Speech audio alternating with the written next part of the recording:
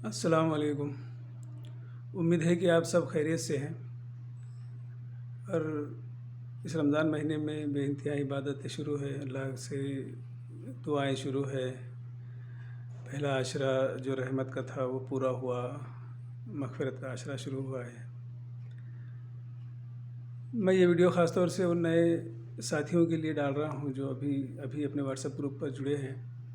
एक brief idea मैंने आप लोगों को इस काम की दी है कि हम लोग मुस्लिम कौम में बच्चों को पढ़ाने के लिए काम कर रहे हैं। मतलब हम लोग बच्चों को, उनके वालिदैन को एजुकेशन के लिए प्रमोट कर रहे हैं, उनको अवेयर कर रहे हैं, उनको मोटिवेट कर रहे हैं और उनकी तमाम जो ज़रूरतें हैं वो ज़रूरतों को पूरा करने की कोशिश कर रहे हैं।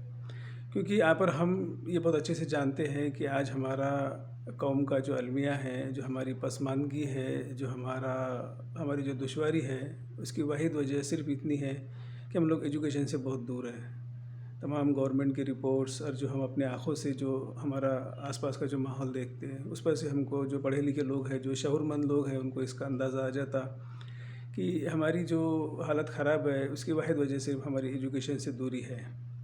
इस सिलसिले में हम लोग 2014 से अल्हम्दुलिल्लाह अल्लाह ने हमको कबूल किया। अल्लाह का बड़ा एहसान व शुक्र है, हम काम कर रहे हैं। बहुत बच्चे प्रमोट हो रहे हैं, बहुत बच्चे मोटिवेट हो रहे हैं और उनकी ज़रूरतें पूरी हो रही।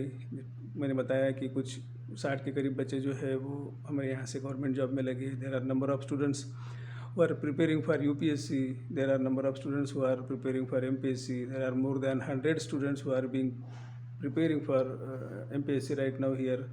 बहुत सारे बच्चे जो LLB को हम जिनको कोचिंग करा रहे हैं, उसमें से बहुत सारे बच्चे JMFC जूनियर जज की तैयारी कर रहे हैं, वो करा रहे हैं हम लोग। उनकी इंजीनियरिंग के बच्चे हैं। तो बहुत सारी चीज़ें जो है ना वो हो रही है अल्हम्दुलिल्लाह। आज जैसा मैंने कल ग्रुप पर एक मैसेज डाला था एक बच्चा पांड्राकौड़ा से आया, उसके साथ में और एक बच्चा आने वाला था लेकिन उसके भाई का एक्सीडेंट हो गया इसलिए वो नहीं आया। MSc मैथमेटिक्स है। डॉक्टर सलीम शेख जो PhD मैथमेटिक्स है और मैं, हम दोनों ने बच्चे से बात की। यहाँ पर जो है हमारी कौम की जो बीमारी है उसका एहसास हमको होता। आप समझने की कोशिश करें, मैं आपको बयान कर रहा हूँ कि वो बच्चा जो 2020 में ग्रेजुएट हुआ, BA हुआ, उसके वालिद है, उसकी अम्मी हैं जो मज़दूरी करते, एक बहन है जो शादी की बाकी है, कुंवारी है, एक की शादी हो गई। तो ये बच्चा जो है 2020 में ग्रेजुएट हुआ, 2018 से ये MPSC को टारगेट करके MPSC को प्रिपेयर कर रहा। अब 2021-20 में जो है इसके अम्मी को कोरोना होता है और कुछ और दूसरी तकलीफ़ और दूसरी बीमारियां होती है। 2 साल तक मुसलसल ये बच्चा किसी भी तरह की पढ़ाई नहीं कर पाया और पूरी की पूरी खिदमत जो है वो अम्मी की इसमें लग गया। बहुत अच्छी बात है, अल्लाह उसको और तौफीक दे। लेकिन मेरा मुद्दा यहाँ पर यह है कि वो अम्मी की दवाखाने के लिए जो उसको पैसा लगता, वो कमाने के लिए जो है उसको पढ़ाई से दूर होना पड़ा। जबकि थोड़ी सी अगर हमारी कोई ऐसी ऑर्गेनाइजेशन, ऐसा गाइडेंस हमको मिल जाए कि उसका जो है वो कोई राजीव गांधी की जो स्कीम है, राजीव गांधी आरोग्य योजना, जिसमें पूरा खर्च जो है वो गवर्नमेंट की तरफ से मिलता है, वो कोई बता दे तो पूरा खर्च वहाँ से उसको हो जाएगा और यहाँ उसको पढ़ाई छोड़कर कमाने की ज़रूरत नहीं पड़ेगी। अब यहाँ पर जो बच्चे के अंदर पूरी ज़िद है, पूरी मेहनत की तैयारी है, वो शऊर है और तमाम चीज़ें जो एक MPSC एस्पिरेंट या सिविल सर्विसेज एस्पिरेंट को होनी चाहिए वो है।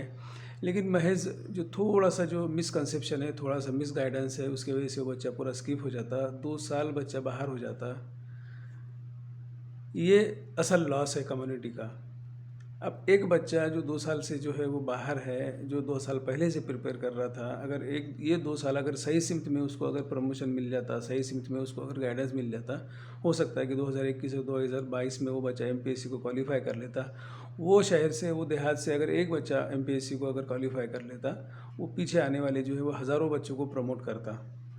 उस पर यकीन करके बच्चे कि भाई ये भैया अगर हो सके, ये है, ये बच्चा अगर हो सकता है तो हम भी हो सकते हैं। वो यकीन, पॉजिटिव ऑप्टिमिस्ट होकर जो है आगे बढ़ते। एक छोटी सी कमी की वजह से, जहाँ पर उसको प्रॉपर गाइडेंस नहीं था, उसको सपोर्ट नहीं था, वो बच्चा जो है वो मेन वे से बाहर निकल गया और 2 साल 3 साल से ज़्यादा हो रही कि वो बच्चा कॉम्पिटिटिव एग्ज़ाम का प्रिपरेशन कर रहा लेकिन नहीं हो पा रहा। धीरे धीरे उसका हौसला ख़त्म हो रहा और वो जो है ना मेन वे से बाहर निकल जा रहा। जब वो करते हुए नहीं हो पा रहा तो उसको जो फॉलो करने वाले बच्चे हैं वो देख रहे हैं कि जब ये भाईजान नहीं हो सक रहे, इतनी मेहनत करते थे, रेगुलर कॉलेज करते थे, लाइब्रेरी जाते थे एंड ऑल सब करते थे, वो तो नहीं हो पाए तो हम कहाँ से होंगे। फिर उनके हौसले टूट जा रहे। ये प्रॉब्लम है जिस पर हमको काम करना है कि वो बच्चे जो इस वेव में नहीं है उनको वेव में लाना है। फिर उसके बाद में उनके लिए वो तमाम चीज़ें जो उनको लगती है वो सब उनको देना है। उसको हमने बुलाए, कल से वो अपने रेसिडेंशियल कोचिंग क्लासेस ज्वाइन करेगा इंशाल्लाह। वो यहीं पर रहेगा तब तक जब तक वो एमपीएससी को क्वालिफाई नहीं कर लेता इंशाल्लाह। ये चीज़ मैं बयान कर रहा हूँ कि जब तक हम इस सेगमेंट को टैप नहीं करेंगे, जब तक हम इस सेगमेंट पे काम नहीं करेंगे, तब तक इस कौम में इनकलाब आने वाला नहीं है।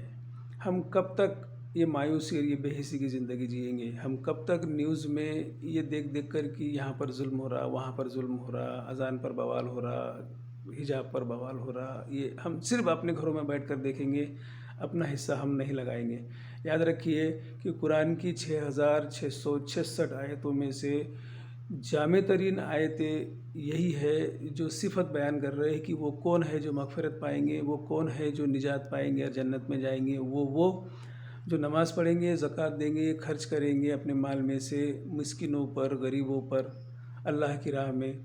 वो जो बुराई से रोकेंगे, जो भलाई का हुक्म देंगे, यही है जो निजात पाने वाले हैं, जो जन्नत में रहेंगे, जिनके नीचे नहरें बह रही हैं। तमाम सूरतें आप पढ़ लीजिए, तमाम सूरतों में आपको यही तज़किरा मिलेगा। मैं बोलना ये चाह रहा कि अब हमको बाहर निकलना पड़ेगा। इसलिए इस तरह से नहीं कि तलवारें लेकर हमको जंग करना है, लीगल तरीके से, जायज़ तरीके से। इस तरह से हमको बाहर निकलना पड़ेगा कि हमारी जितनी इस्तिताअत है, हमारे माल से, हमारे अक्ल से, हमारे वक्त से, हमारी जिस्मानी मेहनत से हमको इत्तेहाद और यूनिटी पैदा करना पड़ेगा। और हमको तालीम पर काम करना पड़ेगा कि हम अपना जितना हिस्सा लगा सकते, हम जहाँ पर भी अपना हिस्सा लगा सकते वो हिस्सा हम लगाएं। हमारी कौम को हम एजुकेटेड बनाएं, क्वालिफाइड बनाएं, उसके बाद में एजुकेटेड बनाएं।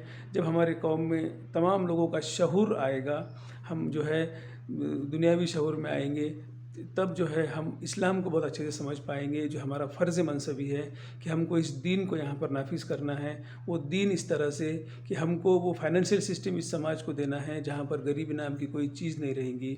हमको लॉ एंड ऑर्डर इस समाज को देना है जहाँ पर किसी मजलूम और गरीब पर जो है वो जुल्म नहीं होगा।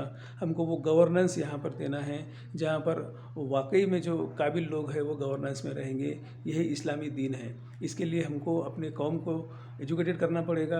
वो कौम को एजुकेट करने के लिए आपको, हम सभी को बाहर निकलना पड़ेगा और हमको अपना हिस्सा लगाना पड़ेगा।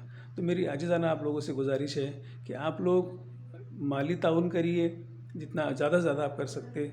उसके बाद में आप लोग अपनी जगह पर इस काम को शुरू करने की कोशिश करिए। जैसा कल रियाज़ भाई जो ब्रह्मपुरी से है, आरिफ भाई जो नासिक से है, मेरी बात हुई कि आप अपने शहर में 10-15 लोगों से, जो आपके मियार के लोग हैं, जो आपके सोच के लोग हैं, ऐसे मैं तमाम लोगों से अपील कर रहा हूँ कि आपके शहर में, आपके गांव में ऐसे 10-15 लोगों से आप बात करिए।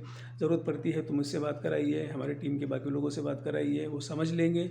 वहाँ पर 10-15 लोगों से बात करके इस काम के खाके को वहाँ पर आप जो है ना वो शुरू करने की कोशिश करिए और उनसे जो है ना फिर इस काम को आगे बढ़ाइए। ये दूसरा, इंडिया भर में, इंडिया के बाहर में आपके कॉन्टैक्ट्स में जितने लोग हैं आप उनसे बात करिए।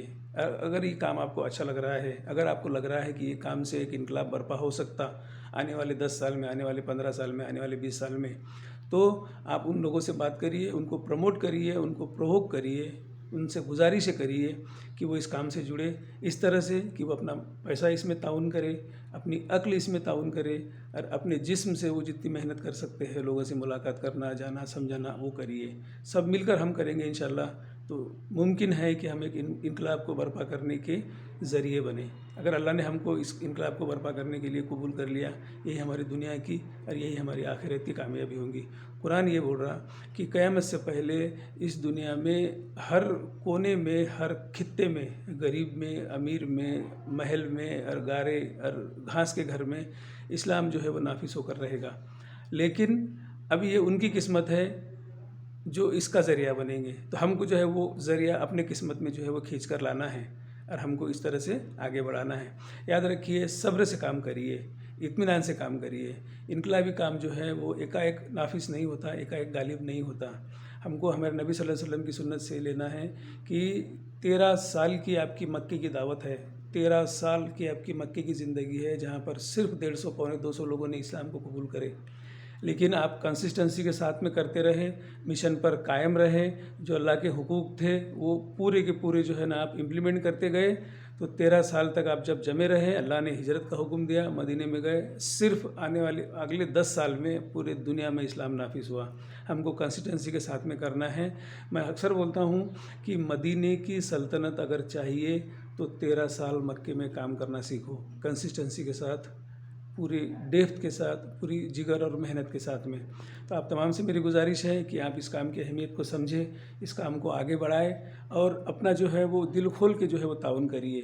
क्योंकि मैं जानता हूँ कि हर वो शख्स जो इस कौम की उत्थान के लिए, इस कौम की डेवलपमेंट के लिए फ़िक्र करता है, वो अपना हिस्सा लगाना चाह रहा है, लेकिन उसको कोई जायज़ प्लेटफॉर्म नज़र नहीं आ रहा, उसको कोई ट्रस्टवर्दी प्लेटफॉर्म नज़र नहीं आ रहा।